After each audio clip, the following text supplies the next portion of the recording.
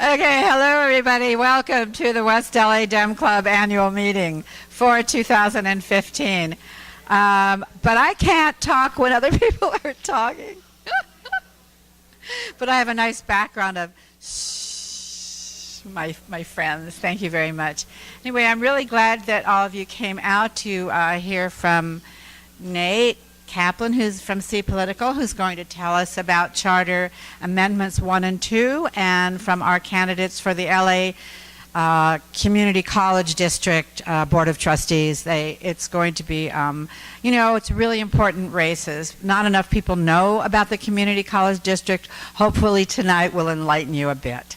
I also want to welcome Darius Levy, who is our LA CDP endorsed candidate for the Inglewood United School District. Yes, and Catherine Campbell, who, in addition to being the president of the Beach Cities Democratic Club, is going to be our new webmaster. Yay, Catherine.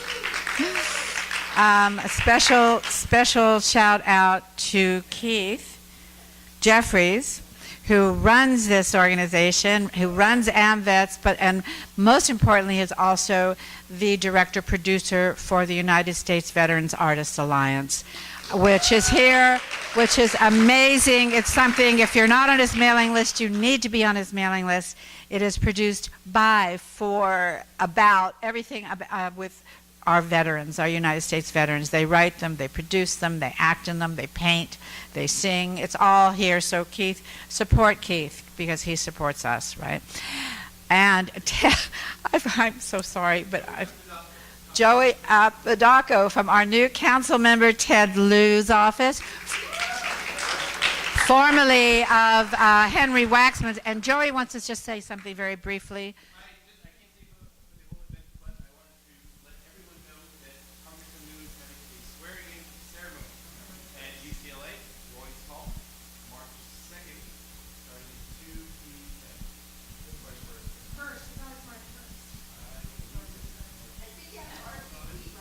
Yes. That's okay. We will resend the invitation. We've sent it twice, and actually, yeah. Yes. Kelly.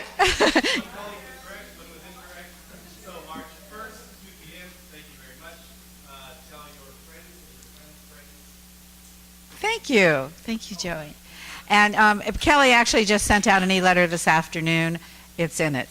All this info's in it, so be sure and take a look. All right, we had a great year, 2014. I'm just going to run by a few things that we did. It was good for us. It wasn't great, as we know, for Congress. Even so, we gave so much money to keep the Senate. We had weekends where we made telephone calls for Brawley in Iowa, and then he lost to that hideous woman whose name I'm not even going to mention. No, I'm sorry. I didn't mean to say that.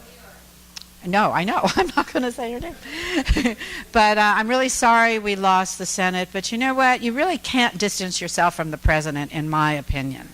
You're a Democrat. You distance yourself from the president. What do you think? You're going to get a Republican vote or something? Come on. Support your party, support your president. Maybe next time, right? And we didn't do so great in Congress, but we did get Ted. We did get Ted Lieu. And I think we had a lot to do with that. We walked, we talked, we made phone calls. Some of us got to be there when President Obama was there, right, Julie? And had her picture all over the country. I mean, really wonderful. I'm so proud of Ted. I'm so happy he's president of the freshman class, and he's right out there trying to do dear to Keith's heart. He's out there for the veterans. He's working the first thing out of the gate, checking out the VA administration, right? Trying to get this homeless veterans problem solved.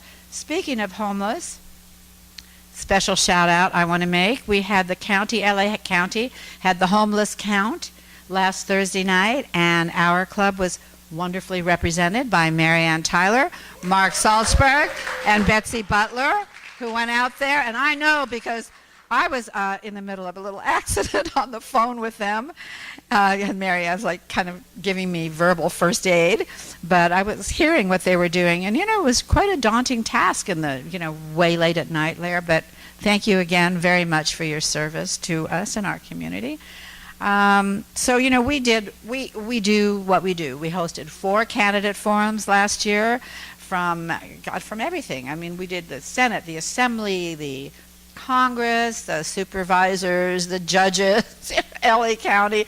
I mean, you name it. LA County Sheriff, Jeff Prang, the assessor. We're really out there, and we can only do it because you're all out there. You all support us. I'm so happy when you come and you cast your votes, you cast your ballots, and then you tell us who we need to endorse, and then we send out a mailer.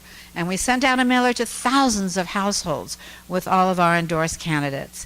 And then, there were runoffs, and then we had another candidate with the runoffs, so another candidate forum. So we keep it going. We had a propositions forum on the MICRA proposition. We had a forum with that combined with the 26th runoff, 26th Senate District runoff. So let's see what else. I have all these things. Oh yeah, and we also do voter guides through our e-blasts.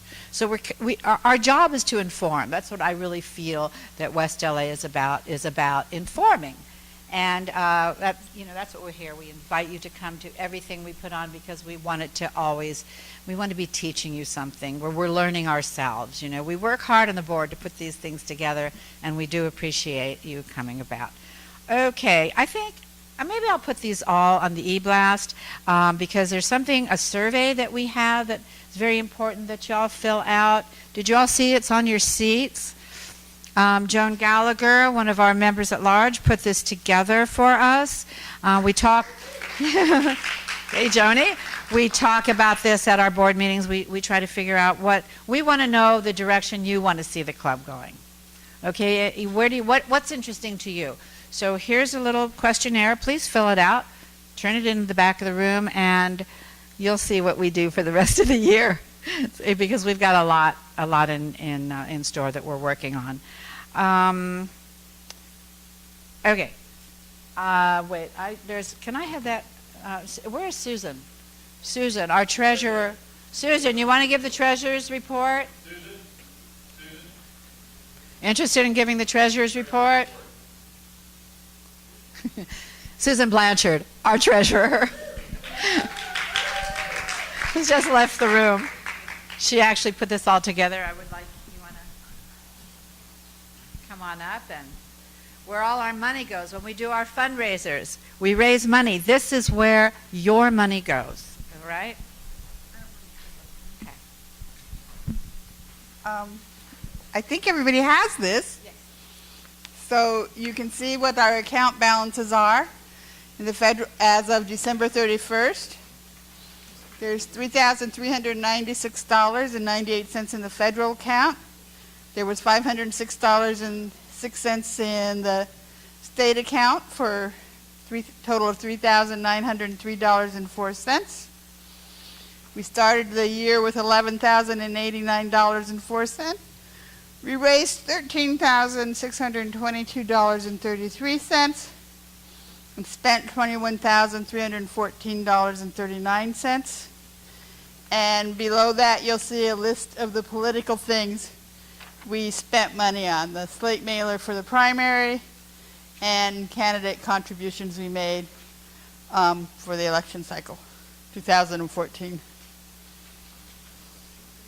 Anybody has any questions?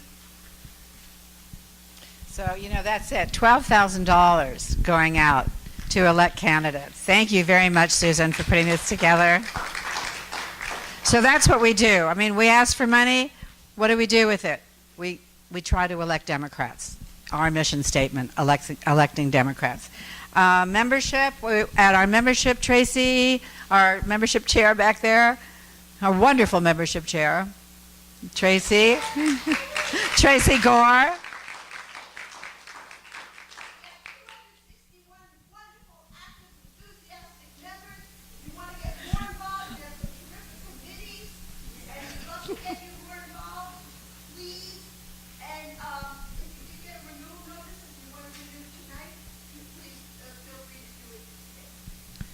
Thank you.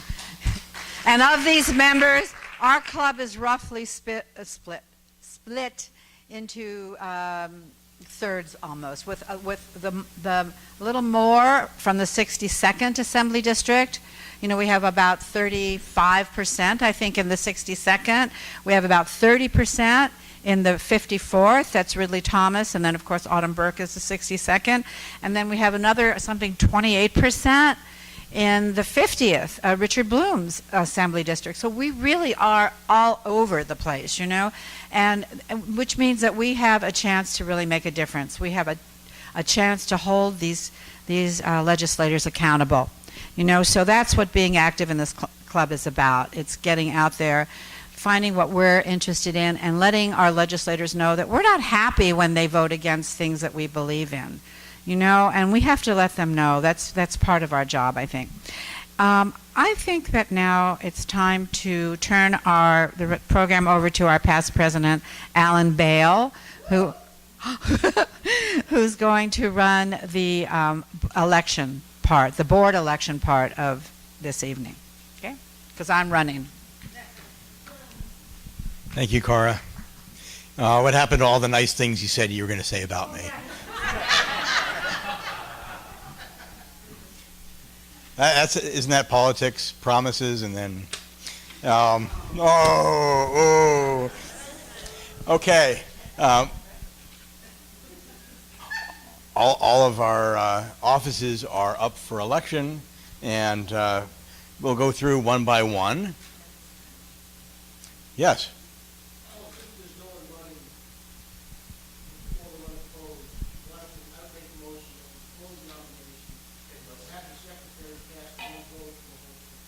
Well, why don't we see if there's anybody else that's interested in running for any of these offices? Let me at least introduce the people, and then I'll recognize you for your motion.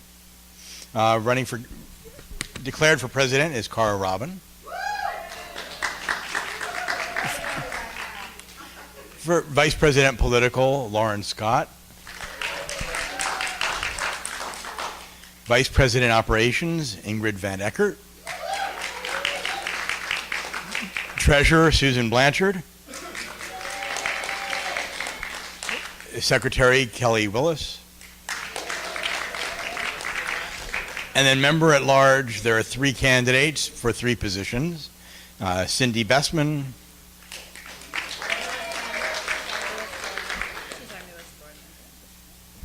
Yes, she's our newest board member. Joan Gallagher, where's Joan? There's Joan. And Julie Goodman.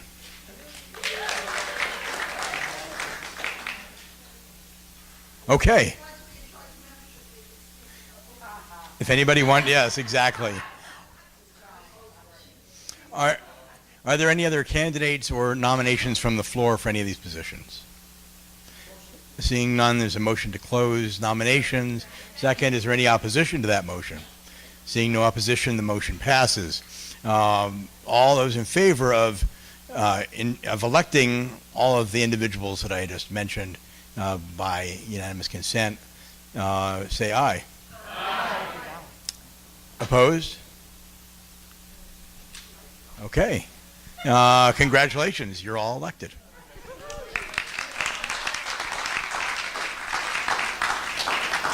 Which means I get to serve one more term as the immediate past president. Thank you. Not a big change, but Thanks, Alan.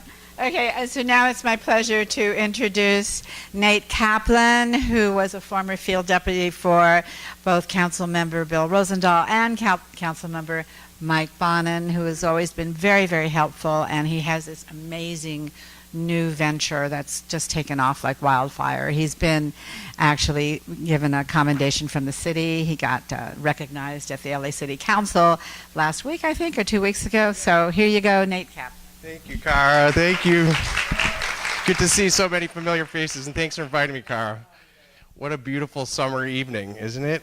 It feels like summer, right? Very indicative and unique to California. And so are ballot measures. And this is a perfect segue to talk about what we're trying to do here at SeePolitical. It's an idea I came up with in 2008 when I was Bill Rosenthal's communications director. And the LA Times called and wanted to know how he was going to vote on the ballot. And Prop 8 was on. You probably remember that year. So as a Boston transplant, I'm going through this voter guide for the first time and trying to figure out how he's going to vote on all these issues. And I sit down with Bill, and he was convinced he's voting yes on Prop 8. And I said, no, Bill, you're voting no. And he says, if I tell the LA Times the wrong thing, I'm going to look like an idiot. And I said, no, Bill, believe me, you're voting no. And we got in an argument and a debate.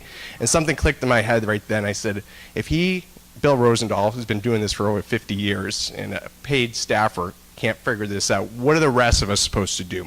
So we started doing some research and looking around, and we came up with the idea and a concept of explaining these issues in short animated video clips. So, long story short, this coming one that we're going to show soon is we partnered up with the League of Women Voters of Los Angeles and produced a video explaining what Charter Amendment 1 and Charter Amendment 2. So I won't go into too much detail because I want you to be able to watch the video, and then I'm happy to take any questions and do some Q&A after. What we are trying to do is truly evolve the electoral process. We're trying to go from this text-heavy voter guides to what the age we live in now, which is the phone. Getting information mobile. Millennials vote less than any generation in American history, yet do more community service and volunteer work than any generation in American history. So there's a huge gap in civic involvement and engagement, and certainly civics curriculum and education, which we're also trying to tackle at SeePolitical, and engaging and getting the youth into the system. And this is really something that can benefit everybody. And what we're trying to do is make this stuff easy to understand. It's got to be unbiased or we don't do it. And we just want to get people involved and interested and bring some life to these issues, because quite frankly, these voter guides aren't cutting it. Now, you might have seen this one that came in the mail a few days ago. Well, it's 42 pages of tiny script that will be explained what we're going to try to explain here in 2 minutes. Of course, we can't cover everything under 2 minutes, but we try to get the most important and interesting information and try to add a little humor contextually to the entire video. And so it's something that everybody can enjoy and hopefully share. So without further ado, we're going to turn this on. Yes, we also did it in Spanish, and if you're welcome, I have a Spanish language video also ready for Charter Amendment 1 and 2 if you want to watch it. And we're going to be releasing a Farsi version on Friday. So we were approached by the Iranian American voting community here in Los Angeles and asked if we can do Farsi translations. And we're going to continue to expand and grow. And ultimately, we want to be in every state in the United States. We want every American to be able to type in their address and every issue that you're expected to be voting on, whether it's a candidate or a ballot measure, a video will pop right up. So you can get your information easy. You can save it with we developed this voter tool so you can save yes, no, or maybe on how you want to vote on all these issues, and then use your phone as a personal cheat sheet or voter guide in the ballot booth. This is the day and age we live in. This is where we got to go if we want to reverse the precipitous decline in voter turnout. We have some issues. We couldn't get the projection going, but I'm going to try to show this on my laptop. So if everybody can kind of scoot up, and we'll try to do our best working off this 13-inch screen. Come on, Dennis. I know everybody's name. It's great.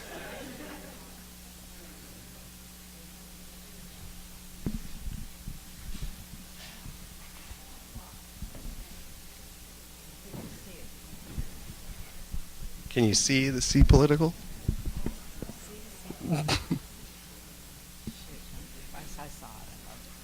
This is all the more reason for you to go check out our website when you go home tonight and watch the video with your family.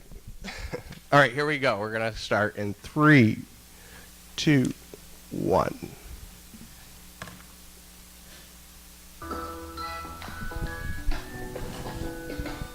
Local elections. Los Angeles holds elections for important local offices like the mayor, city council, school board, and ballot propositions in the spring during odd-numbered years, and a no vote will keep it this way. Lately, turnout for these local races have been really low, So the proposal is hold local city and school board elections at the same time as federal, state, and county elections in even-numbered years, starting in 2020. So if more than half of voters vote yes, it would make this change and combine the city elections with the federal, state, and county elections? Yes, I guess you could say it's kind of like choosing what to eat for a four-course meal. But if more than half of voters vote no, the current setup would stay in place. Currently, it's like having a three-course meal one year, then a one-course meal the next year. Supporters say more people would eat the meal or vote in local elections if there is just one election cycle every other year. Opponents say people will pay less attention in the local elections because they'll focus their attention on the federal and state elections and not have much of an appetite for what's on the local menu. Both have to pass for either one to take effect.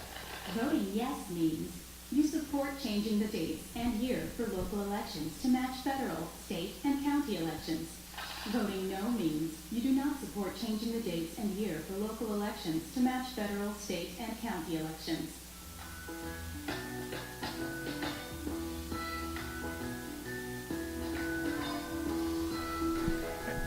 Is there any Spanish speakers who would like to watch the Spanish version, or non-native English speakers? No? Okay. Well, first, is there any questions about Charter Amendment 1 or 2 that I can help explain? Because I know this issue all too well now, having written, directed, and produced this video. Good question. Why does it take 42 pages?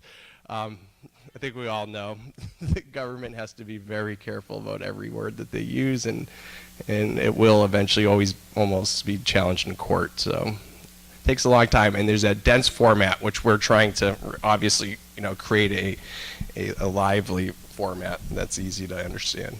Yeah.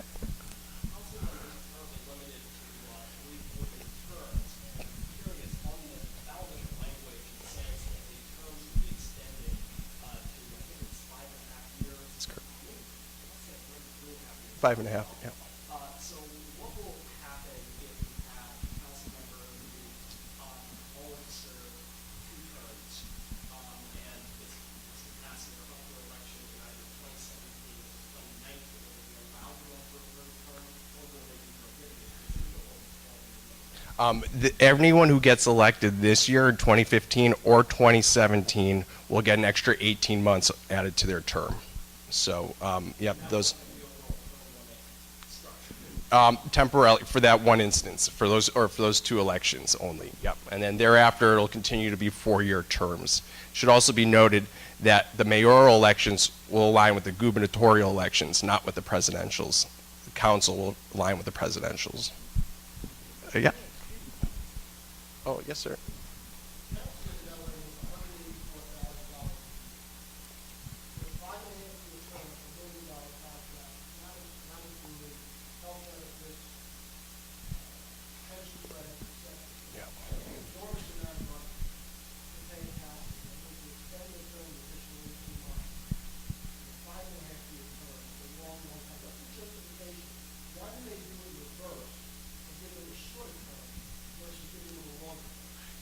They had that option, and it should be noted that this was sent by the city council. It was not a voter-initiated issue, and they had that decision. They could have had a shorter term and hold a special election, but they decided otherwise. And again, we're not here ever to defend one side or the other. We're providing information. We don't endorse yes or no, for any issue that we ever cover, whether it's state, local, or federal.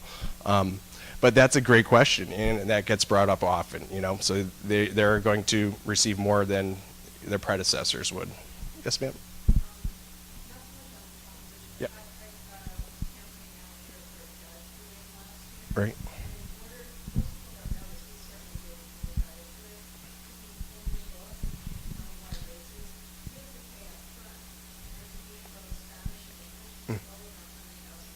Wow.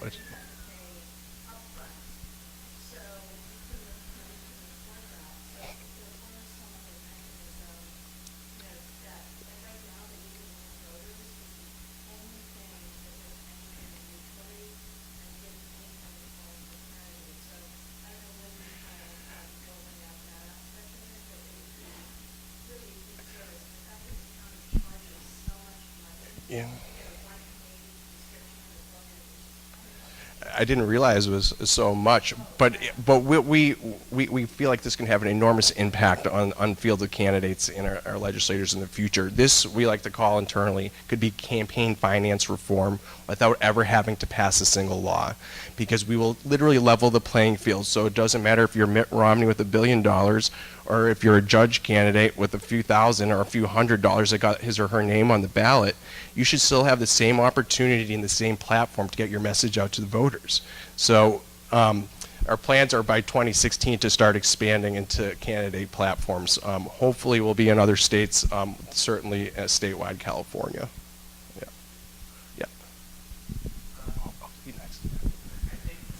I love it. I think it's a great idea. My question is, Yeah. in response to what Nick asked, how do you get your pro and con messages? Because, you know, that's a very important message, as well as, you know, the idea that these people in office are going to be in every 18 months. And yet that wasn't said in there. And so how, you know, how did the pros and cons get into that? And, Yeah. Good question. Just, you know, and it's not just for this issue, but for all issues that we cover, we assign a ballot measure to 2 different individuals on our board. They do research and put together an analysis piece, which we all, as a board of directors, have to agree upon.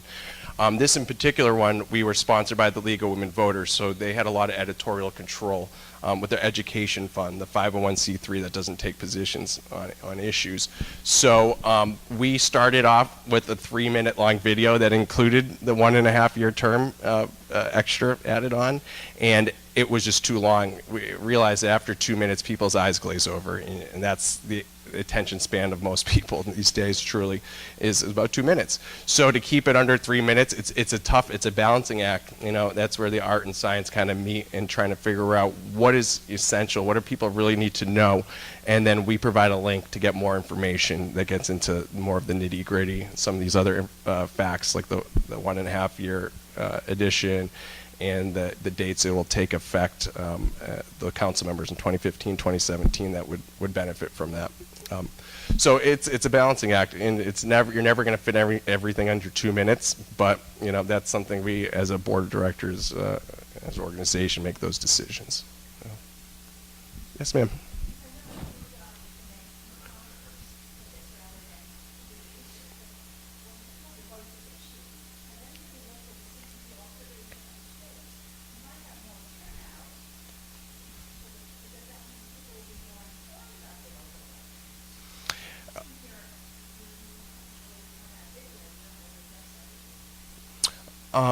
Is your question in other states, or what are they doing for their?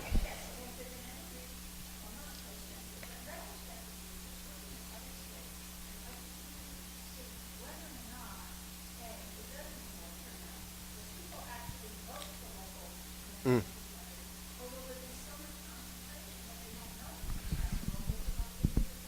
Well, that's a great point.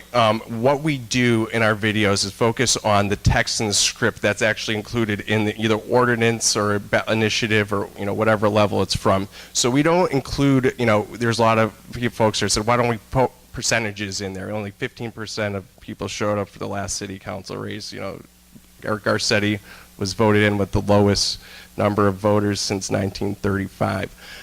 So those are important issues, but as our mission is to really elaborate and bring to life the information in the official ballot voter guide. So those are important issues, you know, contextually, what goes on in other states, how are those affected, but that's not really, you know, what our sweet spot is. We're just trying to start that conversation and provide, you know, a tidbit of information, and that's enough for some people to, you know, okay, my yes means this and my no means that. I'm ready to vote.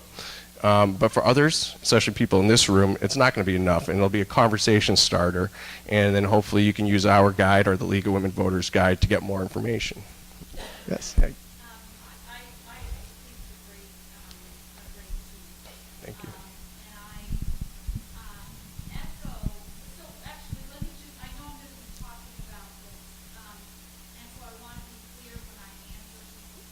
The only place that you get information from voter guides, so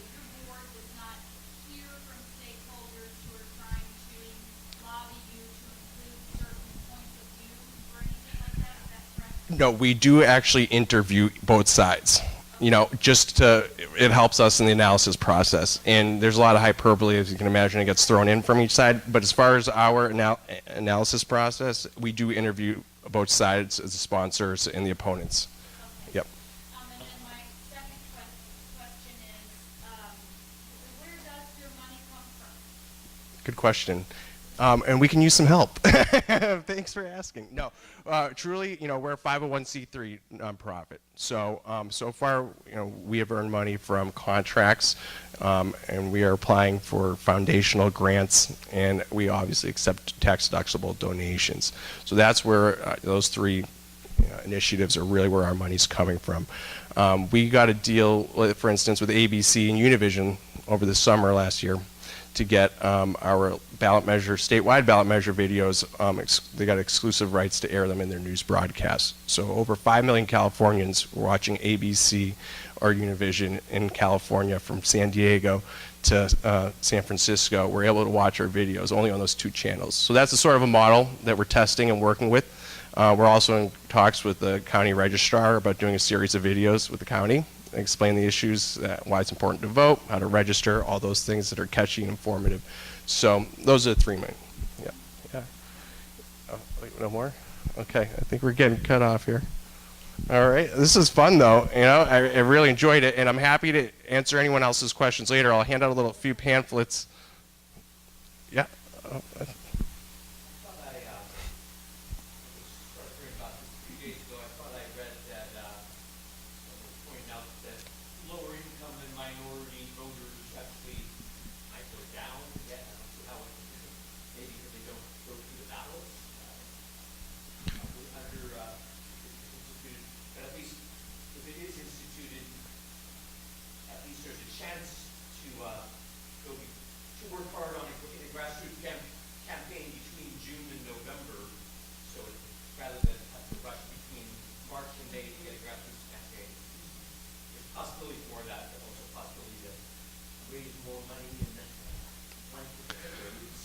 Well, yeah, that's certainly an argument that a lot of the opponents are bringing up, is that you're going to have a longer ballot, and these local candidates, which cover much different issues and represent us for much different reasons, and state and federal will be competing for airtime with the state and federal, and also competing for volunteers and resources and fundraising.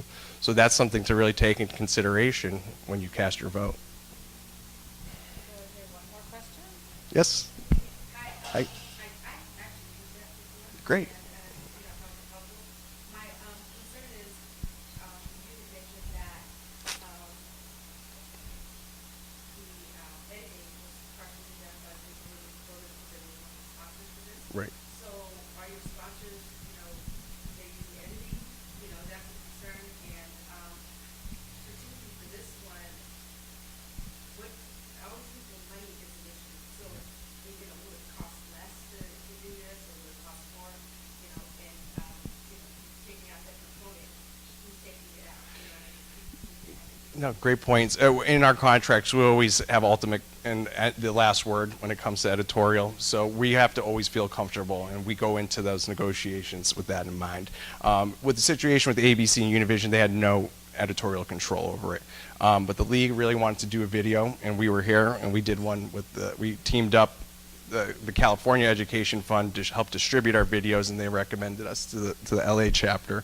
So in that situation, we sat down at the table several days and went over and really hashed out the details for the script and cut things down, added things, which isn't something we've done in the past, but we felt comfortable in this situation because the individuals we were working with at the league it was obvious that they weren't trying to create a bias. And I should also say that we've partnered with the University of Southern California's Jesse Unruh Institute of Politics. So we actually have an internship program there, and their students participate in the analysis process and actually start to learn and understand this stuff. And we got an incredible situation at Otis College of Art and Design in Westchester, where their students actually, we pitched the provost of the liberal arts school in the digital chair, the digital department, and they created a SeePolitical course last fall semester. So we had 12 seniors that were actually producing and animating this content, and now they can put on their portfolio that they had 5 million people watch their videos, which most people don't get to say when they graduate with an arts degree. And they asked for us to continue that class next year for the 2016 elections, and that's a model that we see is very sustainable in every state, where we can go to art and design schools. And we are teamed up with an incredible animation studio located here in West Los Angeles at Sepulveda Olympic called Imaginary Forces. So they have been volunteering their time and resources and their creative direction to help us produce these videos. And this is a top-notch animation and visual effects studio that we have an opportunity to work with. So that gives you a full range of everybody involved. Great. All right. Thank you. My pleasure. All right. Thanks, Cara. Since I don't work for the city council, this won't affect me, so I don't care how anybody votes, truly. Just kidding. Thanks, everybody. Thank you so much, Nate. That's terrific. Really terrific. So next, are all our candidates here? No? Okay. Andra Hoffman is here. Francesca Vega has a surrogate who will do an introduction for her, but he, of course, can't answer her questions, so disadvantage. Sydney's here. Yeah, Sydney Camlogger. Is Sam here? I got RSVPs from everybody, just to let you know. Okay, how about Steve Schulte? No? All right, Mike Fong? Okay, and Scott Svonkin, who is the current president of the LA Community College Board, is presiding over their board meeting tonight. So he cannot be here until possibly 8 o'clock when he's out, when the meeting is over. So this is great. Why don't our candidates who are here come up? I'm very excited because we will get to really hear from them in depth, because we won't be, having to stagger so many questions. They can all answer our questions. So do you want to come up? And I want Lauren, our political vice president. Lauren Scott is going to be our moderator. Our new political and new father, everybody. Let's congratulate Miss Ava's father. Right? And you know what? Well, I've got the name. We'll figure it out. Uduak Ntuk is Uduak Joe Ntuk. Also, he is the president of the Long Beach Democratic Club, and he's going to do the opening for Francesca.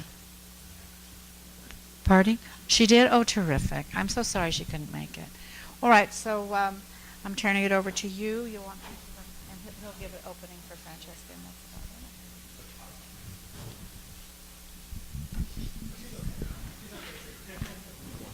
Michael Fong. Yes, please.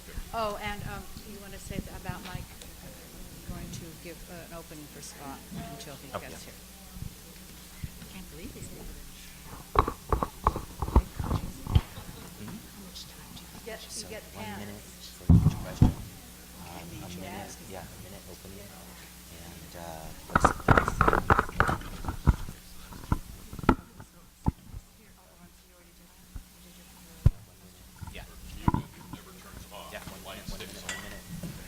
So they'll just have to answer the questions. That's fabulous.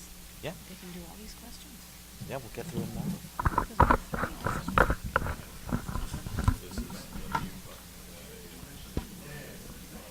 Okay. Good to see you again. After our basketball conversation.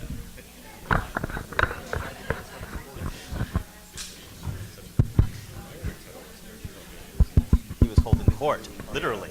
Literally.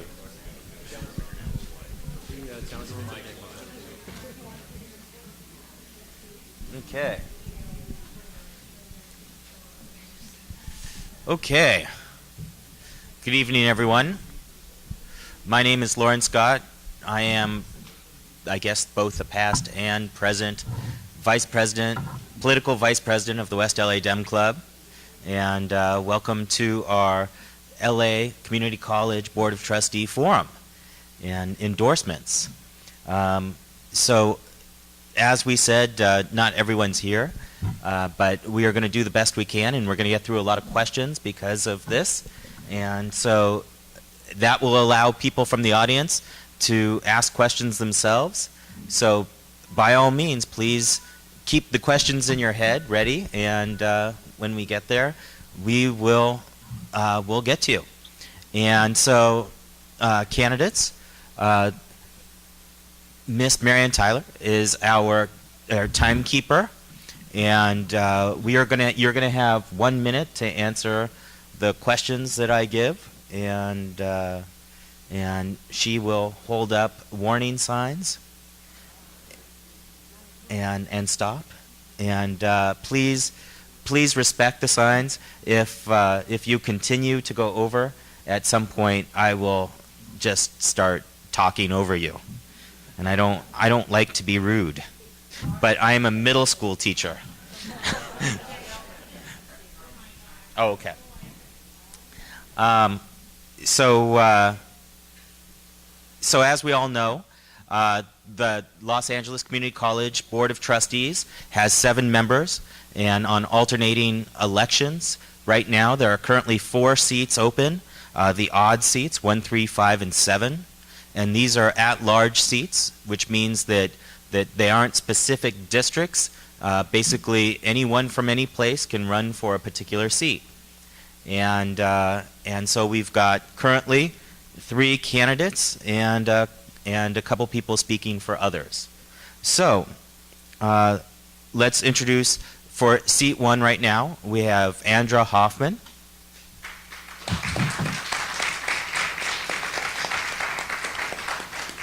For seat 3, we have Sydney Kamlager.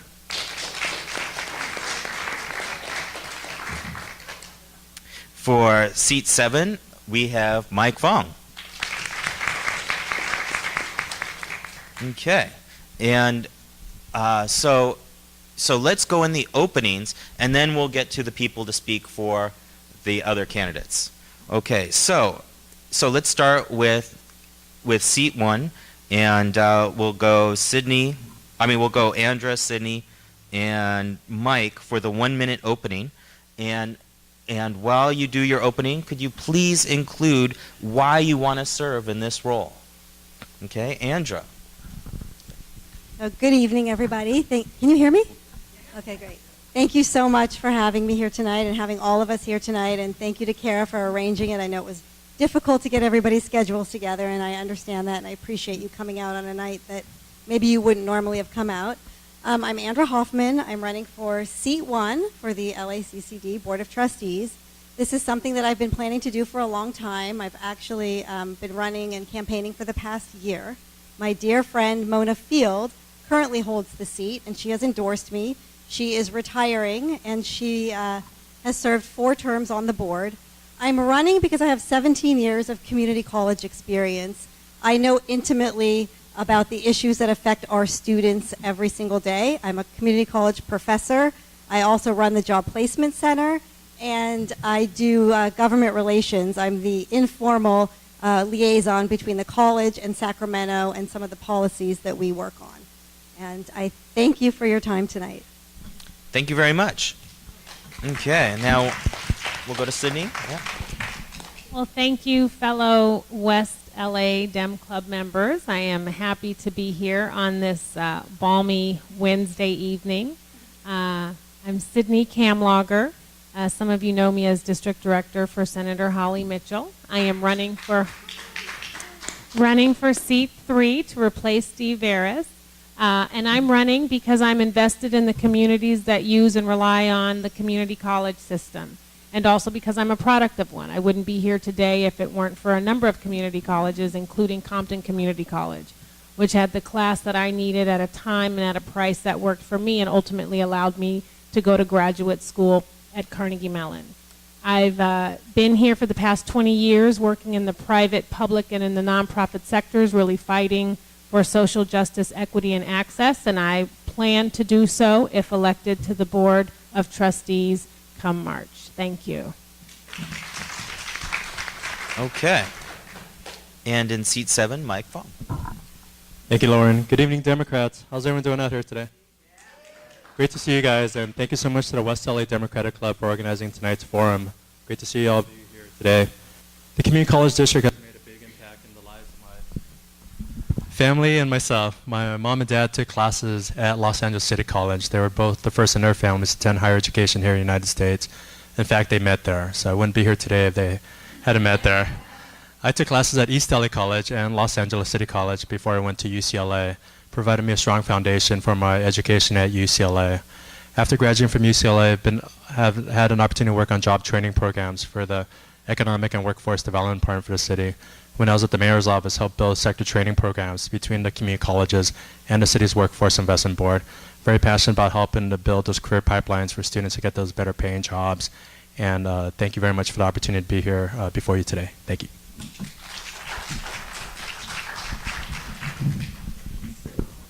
Is that microphone? Great. Okay, so right now we're going to have a 1-minute speech for people representing others. So Scott Svonkin couldn't be here tonight, and neither could Francesca Vega, and so we're going to have people speak for them. And first we'll start with Francesca Vega's surrogate, thank you. And so you're going to have a minute, and by all means. Hey, thank you, fellow Democrats. My name's Udwak Joe Untuk. I'm the president of Long Beach Democratic Club, and drove up today to represent Francesca, who couldn't make it tonight. She gives her sincere apologies, but she had a conflict. And Francesca is running for seat 1, LACCD, and she's someone, if you ask her why is she running, she believes community college is a game changer. And for her and her family, she was the first in her family to go to college, and she went to Sacramento State before transferring, Sacramento City College before transferring to Sac State, where she earned her degree in government. And she's been working in public policy the last 14 years, and 8 of those years in higher education. She's been in government relations both at UCLA and Cal State Northridge. And she's running because she wants to improve accessibility, and make sure we have more funding so it's affordable for students, and then also work on partnering to create more jobs and job training for everyone in LA, whether they want to do an apprenticeship program or get a certificate or get their AA degree. So, all right. Thank you very much. Now, Scott Svonkin is the president of the board, and he can't be here right now because of a board meeting.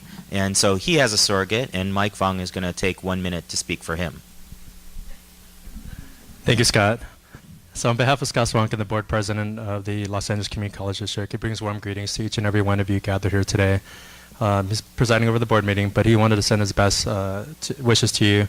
He's been serving on this board for the past 4 years. He's helped build up a 10% reserve. He's helped do a lot of great things for the system. He's been endorsed by the number of elected officials throughout the region, the LA County Democratic Party, the County Federation of Labor, the Faculty Guild, Staff Guild, and administrators.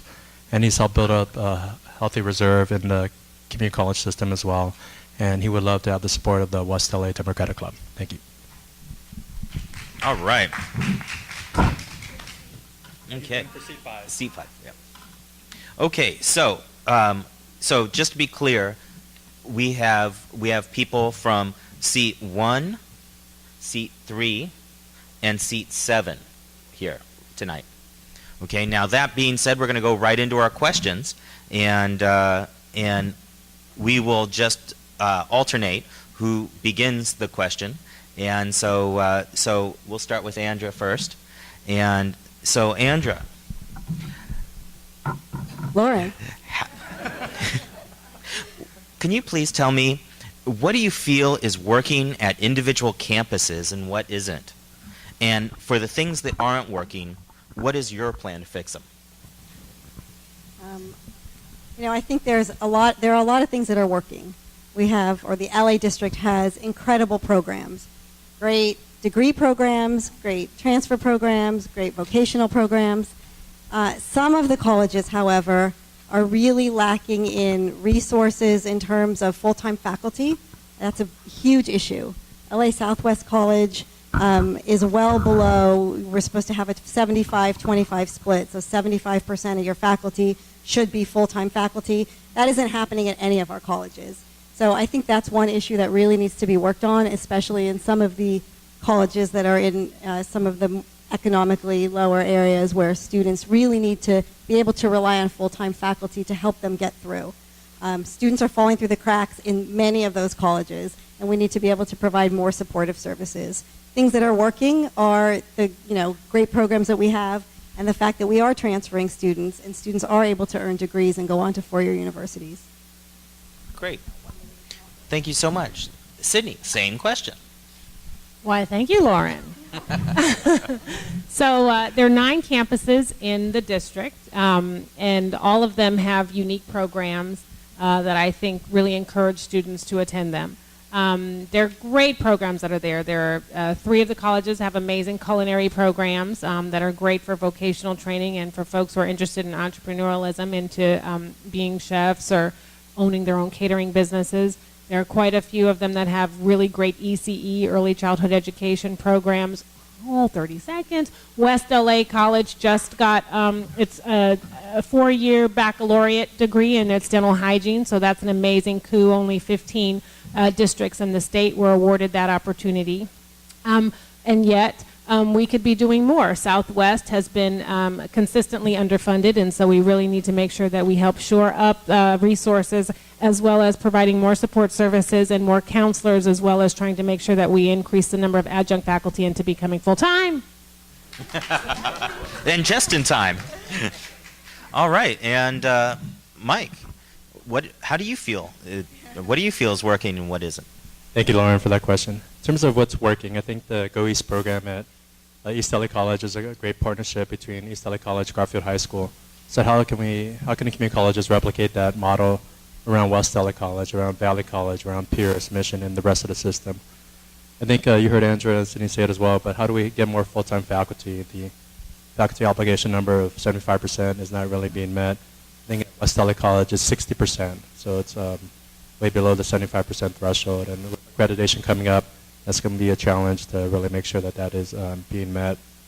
I think in terms of the things that can be worked on, transfer rates obviously is a challenge. The LA Times did an article talking about West LA College versus Santa Monica College. When you talk about 2 community colleges that are 5 miles apart, and at West LA College you had a handful of students transfer to UCLA versus Santa Monica College, where a number of students transferred. It's something that we could create more of a college-going culture in the high schools. So working closely with the unified school districts and other organizations will help the community colleges. Thank you. Okay. We're having microphone issues. I apologize. Okay, so let's go on to our next question. And we'll start with Sydney this time. Sydney, could you please talk to what experience and background you have in education that's going to help you to carry out your duties as a board member? Well, thank you for that question. So currently, I serve as district director for Senator Holly Mitchell, but I'm also her higher education deputy and have been working on those issues for the past 4 years.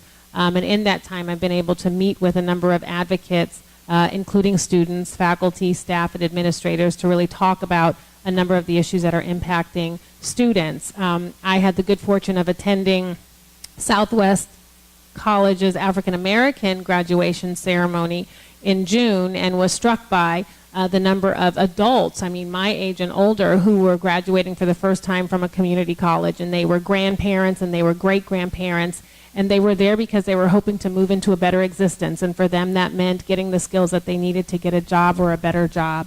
And I can tell you that so often when we have folks come into the office to talk to us, they talk about needing to find ways to shrink the amount of time that they're spending in community colleges from 6 years down to 2, and helping them get into career pathways that will lead them into opportunities that will allow them to provide for their family.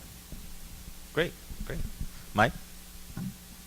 Thank you, Lauren. In terms of my experience in education and workforce development, I've had a chance to do work on job training programs, job readiness programs, financial literacy programs for a lot of young people throughout the city. When I was at the mayor's office, I helped build up sector training programs between the city's Workforce Investment Board and the community colleges. Mayor Frank was Deputy Chief of Staff to the former mayor. He and I were tied at the hips for 4 years. We worked closely with LA Trade Tech, East LA College, Valley, West LA College, and building different training programs. At West LA College, we worked closely with the LA World Airports on a hospitality training program where workers that were getting laid off at the World Airports, at Burger King and Chili's, they were getting retrained in culinary skills at West LA College.